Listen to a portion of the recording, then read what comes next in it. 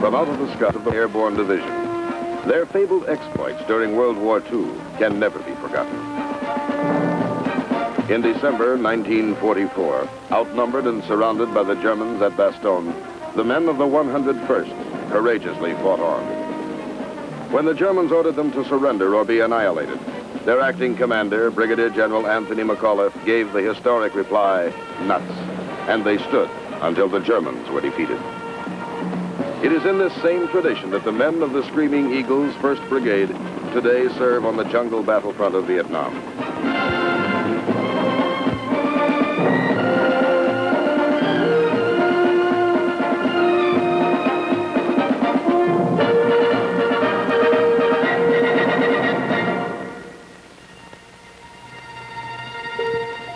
On a warm spring day in 1965, several Army aviation companies arrive in Vietnam aboard the carrier U.S. It is the beginning of the Army's air mobility buildup, the first of the assault helicopters, which soon will fill the air over this embattled land. Even as the pilots of the 101st Aviation Battalion whirl away toward the field at Vung Tau, all of South Vietnam is infested with Viet Cong. From the north, they stream down the Ho Chi Minh Trail, and like a disease, spread throughout the Southern Republic.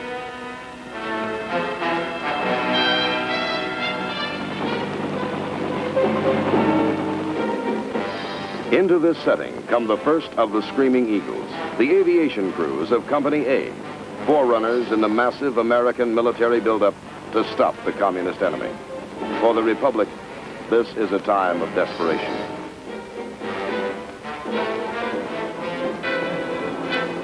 Here at Vung Tau Airfield, 40 miles southeast of Saigon, the job begins for these airmen.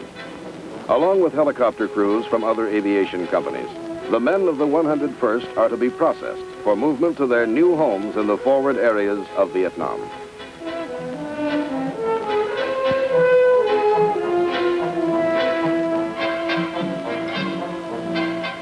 Their mission now is to create the helicopter bases from which U.S. Army forces can be flown into combat against the Viet Cong. Quickly now, they make ready. In the next 90 days, before the airborne infantry arrives, these men will do a man-sized job.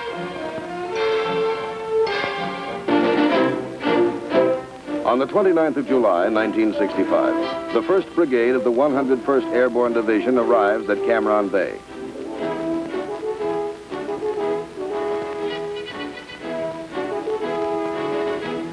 The brigade, with its supporting elements, is commanded by Colonel James Timothy, who is welcomed to Vietnam by Ambassador Maxwell Taylor,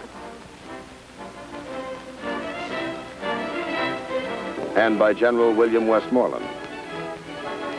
In the ceremonies which follow, Colonel Timothy gets his first look at the strife-torn shores of Vietnam.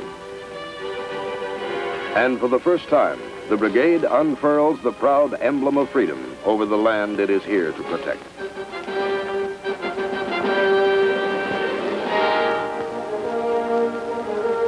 To Ambassador Taylor, the occasion holds a special meaning, as the one-time commander of the 101st talks to his son, Captain Thomas Taylor, now a member of the Screaming Eagles.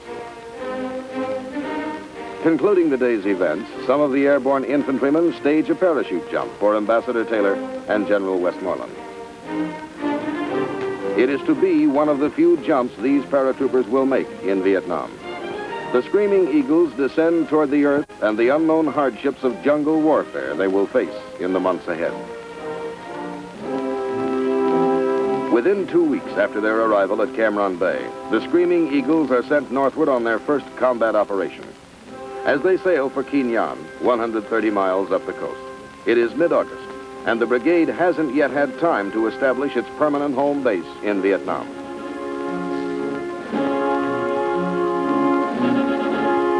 While the Vietnamese are celebrating the Lantern Festival, the men of the 327th and 502nd are moving inland from Qui Nhon to An Khê in the Central Highlands.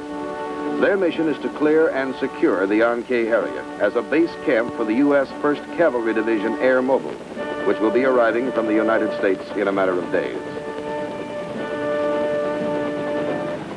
At Deo Mang Pass, overlooking An Khê, the landings begin.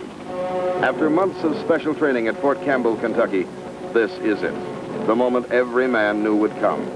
A Viet Cong main force battalion has been reported in the area, and the airborne infantrymen expect instant contact.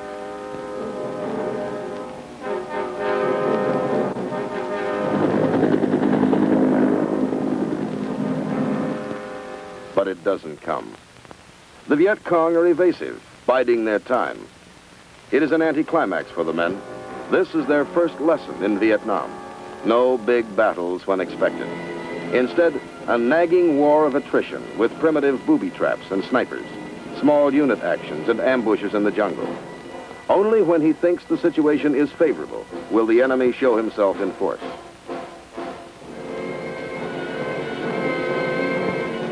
So the long, hard task of ferreting out the communist enemy begins. And the Screaming Eagles are good at their job. By the end of September, they will kill 600 Viet Cong. It will be a difficult thing, and some of these airborne fighting men will die. But the job, for this time, will be done. As the advance elements of the 1st Cavalry Division begin arriving at An Khê, they commence taking over the area secured by the Screaming Eagles. Finally, the men of the 101st Airborne are free to head south and establish their own home base in Vietnam.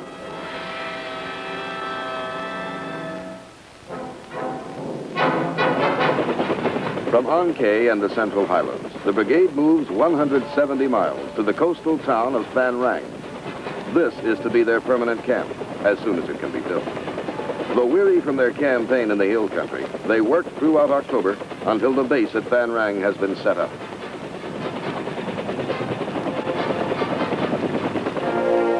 General Westmoreland visits the Screaming Eagles on Thanksgiving Day, 1965, and inspects the camp at Phan Rang. He is pleased with their performance at An Khê and congratulates them on a job well done. Even as he returns to Saigon, the brigade is conducting local search and clear operations.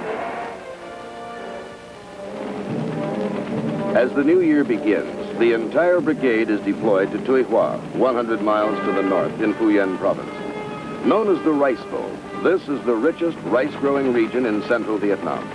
From this fertile area come crops to feed all the people of central Vietnam.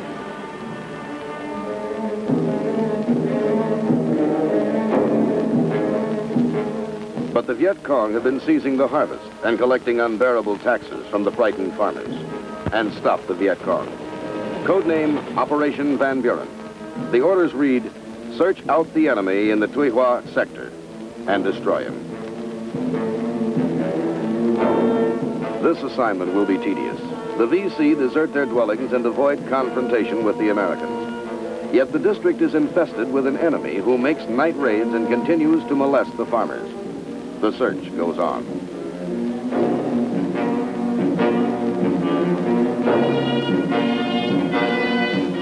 Brigadier General Willard Pearson takes over command of the Screaming Eagles on the 29th of January, 1966.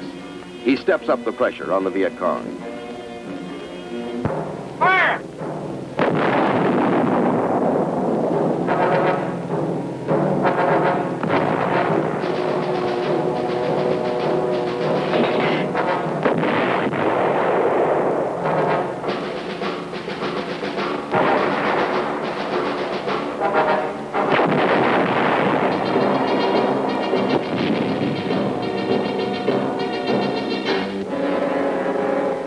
Across the broad reaches of Phu Yen province, the Viet Cong are pursued.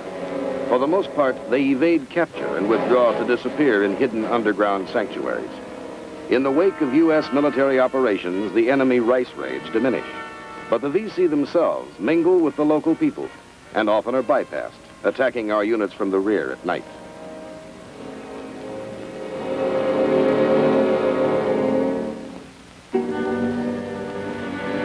On 8 February, the Deputy Commander of the U.S. Military Assistance Command, Vietnam, Lieutenant General John Heinkes, comes to Tuy Hoa to personally evaluate the situation.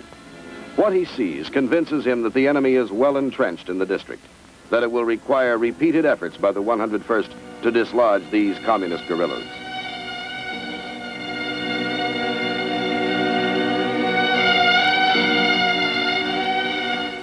Operation Van Buren becomes Operation Harrison.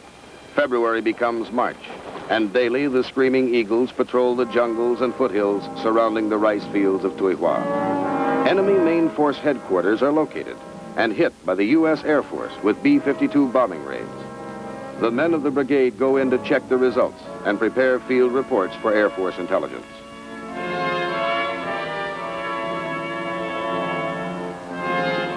Daily they go out, and daily they return. In 90 days, the men of the brigade gain control of the Tuihua region. Now operating in small units, they kill 516 hardcore Viet Cong troops between February and April. The rice crops are saved.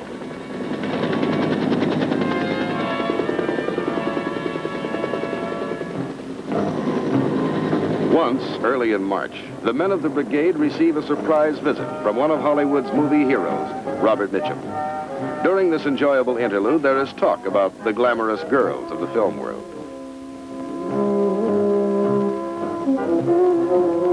Mr. Mitchum is given the opportunity to fire some of the weapons of the real-life heroes in Vietnam.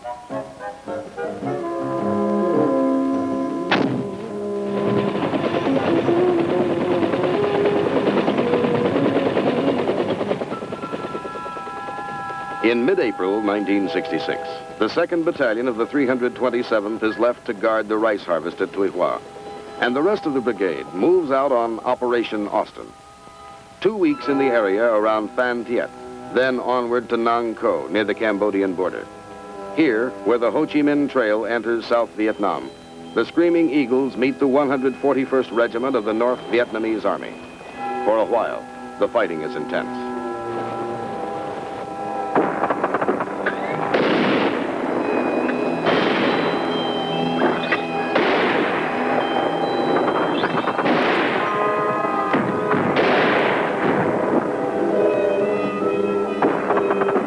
The 502nd Airborne Infantry takes a number of casualties. It takes 6 days, from the 14th to the 20th of May, for the U.S. paratroopers to drive the North Vietnamese aggressors out of their positions in the foothills of Nang Co. The communist regulars are well-disciplined, well-equipped, and tenacious.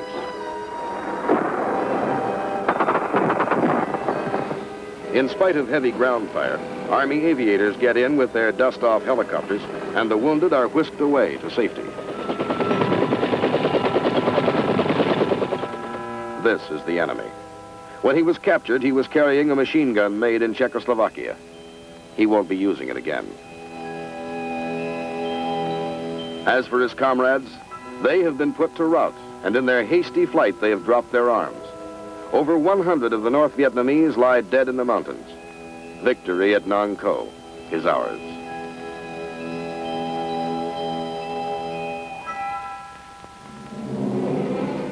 But for the Screaming Eagles, the greatest testing is still to come.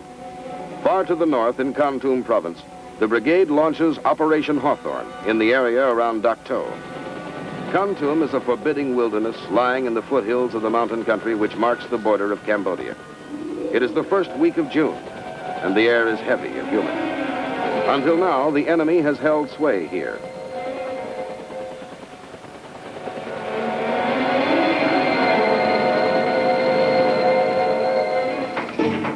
"30 miles north of the little town of Dak To, the airborne engineers erect a crude bridge.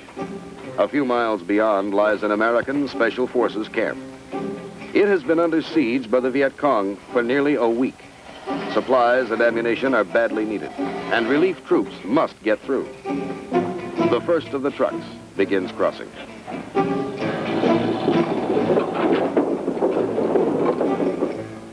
Near the bridge, the men of B Battery, 320th Artillery, prepare for another firing mission. Throughout the morning, they have rained howitzer shells upon the enemy forces attacking the camp.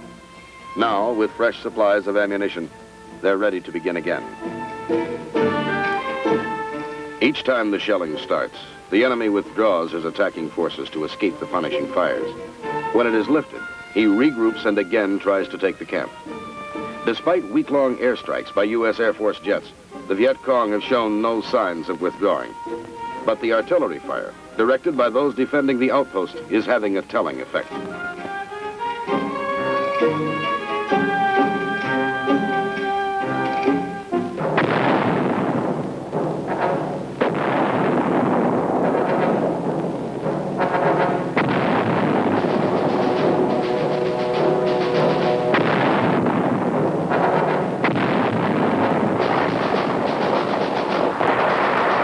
The Screaming Eagles are under fire. The enemy has come to silence the guns. Communist fire comes from everywhere.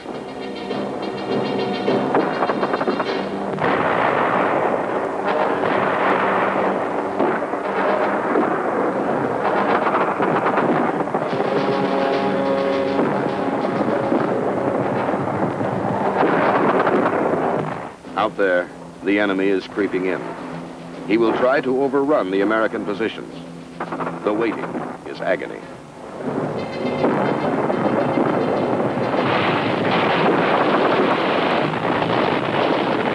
Then the enemy makes his move. This is it, live or die.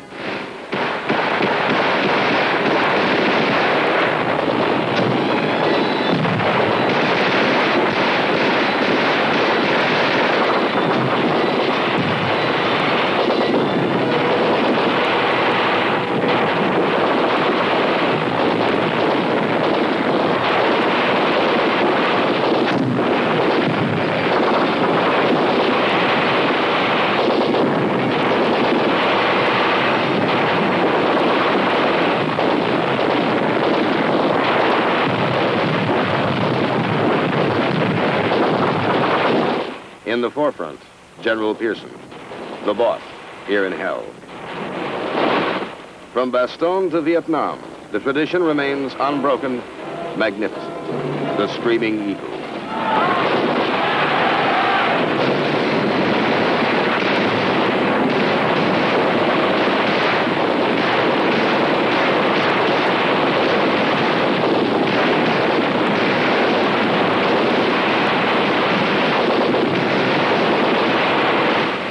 The battle wanes. A small part of Operation Hawthorne is over. Some of the men of the 101st will fight no more. But for this day, the bastions of freedom held. They came from the north, a full battalion. Their weapons, not ours, have been silenced.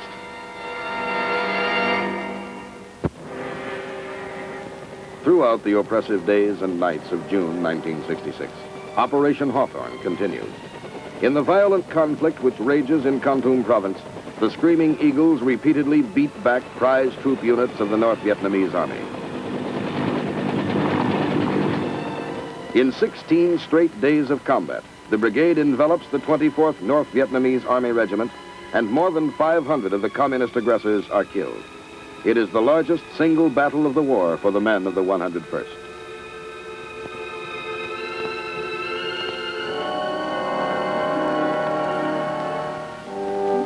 The bitter struggle to preserve the freedom of this little Asian nation is made more bearable as each man is enriched in spirit and strengthened in his resolve.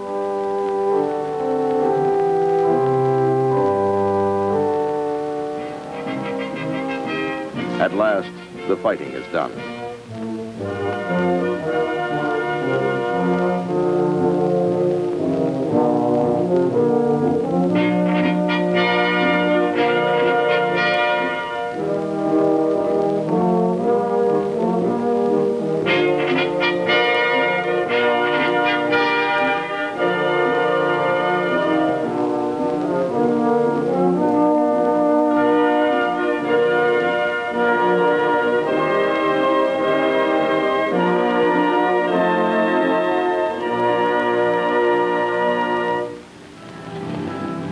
All the world had heard about the gallant Screaming Eagles and the battles of Operation Hawthorne.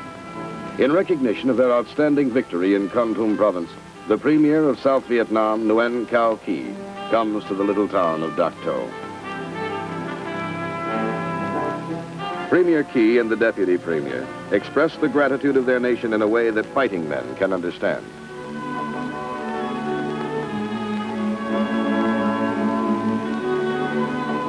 These are some of the weapons taken from the enemy, the Premier is told. In the hands of the communists, the arms of China, Poland, Czechoslovakia, Russia, and even a variety of United States, French, and British weapons, which had fallen into those same enemy hands. Living evidence of the North Vietnamese regular army, 6 out of the 22 taken alive by the Screaming Eagles. Premier Ky confronts the aggressors. You are lucky the Americans have taken you, he smiled.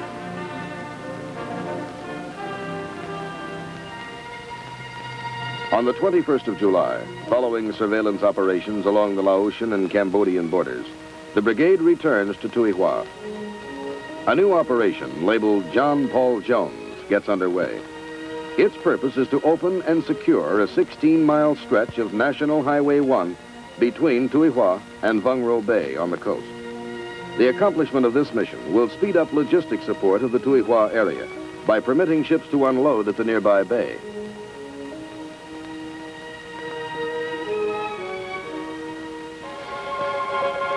It begins with elements of the 502nd Infantry landing at the cliff-guarded Vung Ro Bay, where, without encountering resistance, they begin moving inland to link up with the oncoming units of the 327th.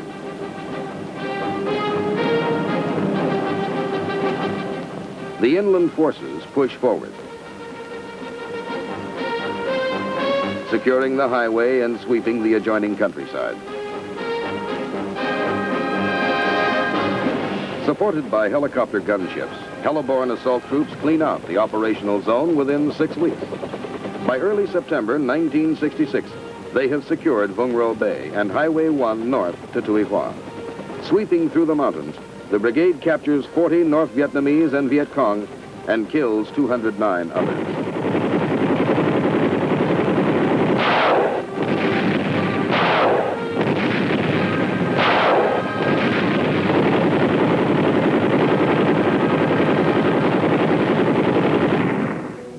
While Operation John Paul Jones is still in progress, the engineers begin construction work on the connecting highway between Vung Ro Bay and Highway 1.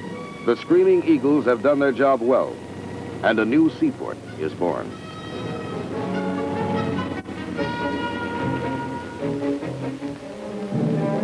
In the weeks which follow, the brigade protects the rice farmers as they harvest some 17,000 metric tons of the precious grain.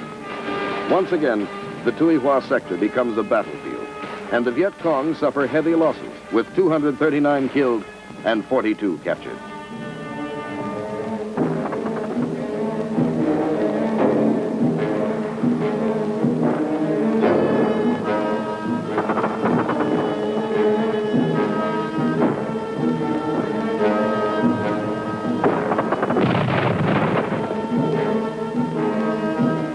The Viet Cong have had enough.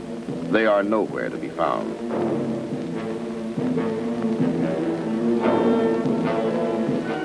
"11 Vietnamese are found, however, in a Viet Cong prison camp. They have apparently received no medical attention while in the hands of the communists. Held by the Viet Cong for several months, their ailments range from open sores and skin infections to malnutrition, as well as deformities caused by unset broken bones. This man, a former Viet Cong who defected to the Republic and was later captured by the VC, cannot tell of his unspeakable nightmare with the enemy. On the 9th of December, the odyssey of the brigade continues. From Tuy Hoa, back up north to Kon Tum province. The Viet Cong have been cleared from Phu Yen province by this time, and the Screaming Eagles are moved to the north in a record 48 hours by the U.S. Air Force.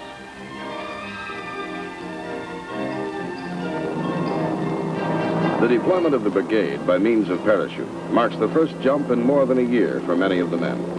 But they're in superb physical condition, and the jump goes well. As 1966 draws to a close, the brigade descends upon Kon Tum province to take part in Operation Picket. Fighting side by side with Vietnamese army forces and militia, the men of the 101st once again will scour the countryside, finding and finishing the enemy.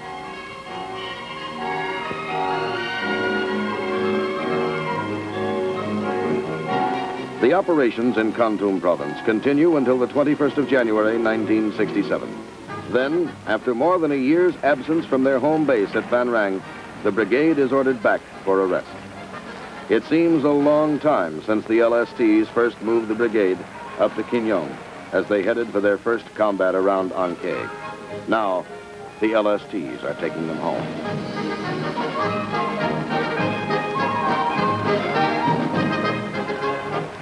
On the 26th, the last convoy rolls into camp at Van Rang. Brigadier General Willard Pearson welcomes the men home. It will be one of his last official acts as brigade commander.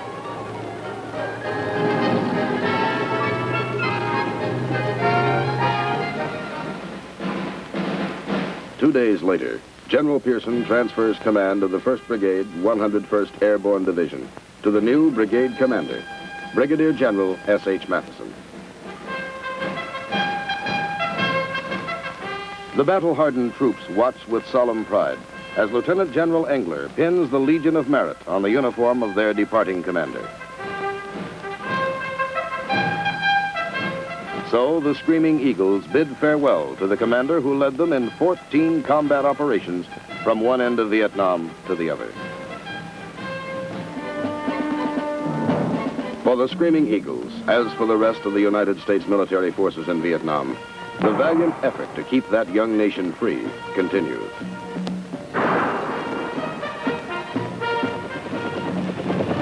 However far removed from our shores, the conflict between those who cherish human dignity and those who would snuff it out affects us all. In this belief, the gallant men of the United States Army stand steadfast, not only in Southeast Asia, but wherever they may be asked to serve in freedom's cause.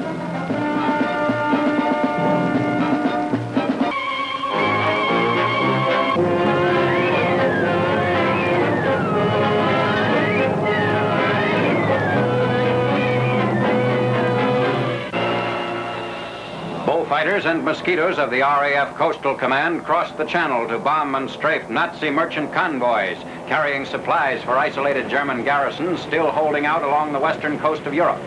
Some ships are attacked en route, others trapped inside the ports of beleaguered cities.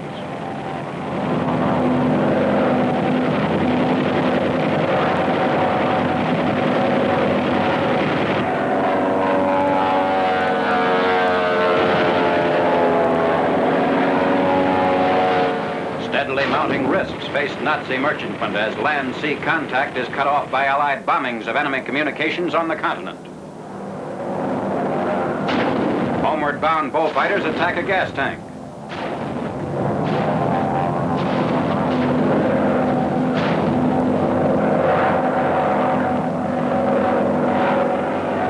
Air Corps films of American 8th Air Force fighter bombers strafing ground targets.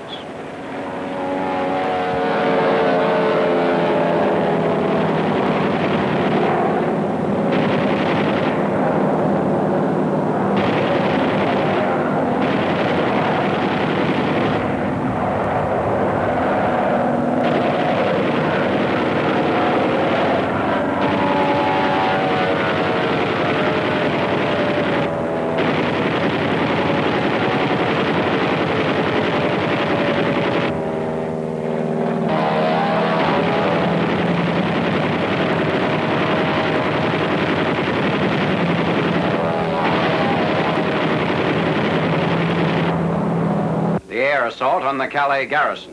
RAF Lancasters, Halifaxes, and other heavies dropping thousands of tons of bombs score direct hits on Nazi strongpoints along the French coast port.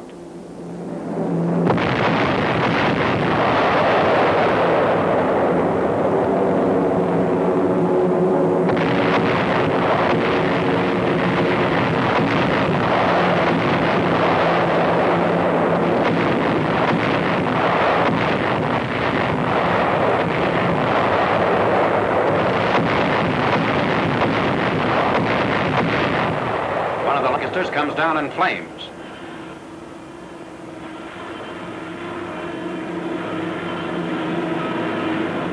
This bombardment is preliminary to the truce arranged for the evacuation of civilians. Calais was captured on 1st October. A German pillbox and cross-channel gun position at La Trésorerie near the surrendered port of Boulogne. The 305mm gun is part of the vast installations captured by the Canadians. For the city of Dover, silencing of these long-range weapons ends 4 years of German shelling. It is estimated that the total number of shells dropped on Dover was 2,226.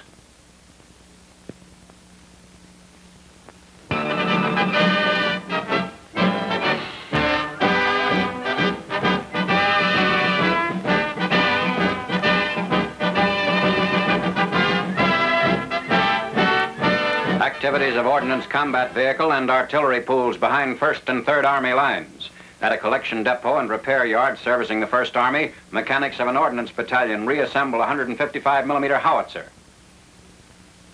Damaged vehicles of the 3rd Army are repaired by members of a heavy maintenance company.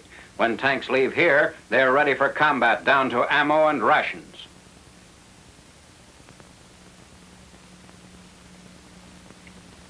Repairing the transmission and final drive of a Sherman tank.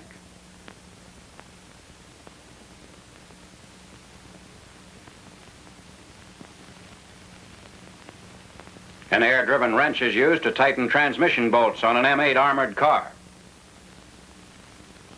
A replacement is necessary for a gun barrel pierced by a 40mm projectile.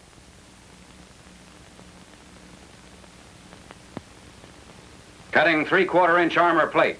Patches are needed for tank hulls punctured by APs. Welding a patch on a Sherman hull. Tank specialists reinstall a thrown track.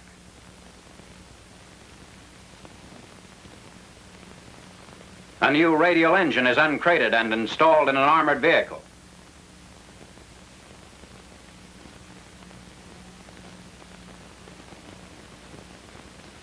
Back into action again with armored units moving into Germany.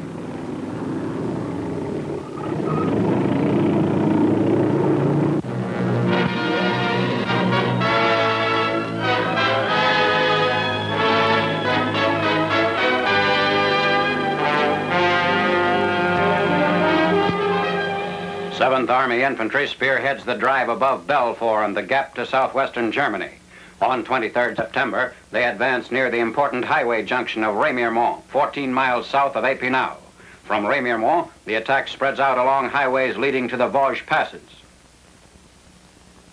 Moving up to cross the Moselle River, engineer units working in the area help to assure safe and rapid passage for the troops.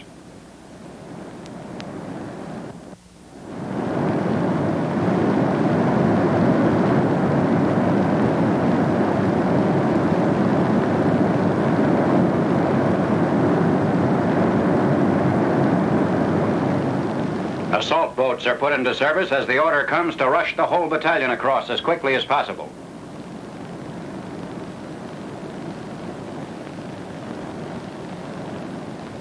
Meanwhile, trucks ford the river, coming back empty to pick up another load of troops.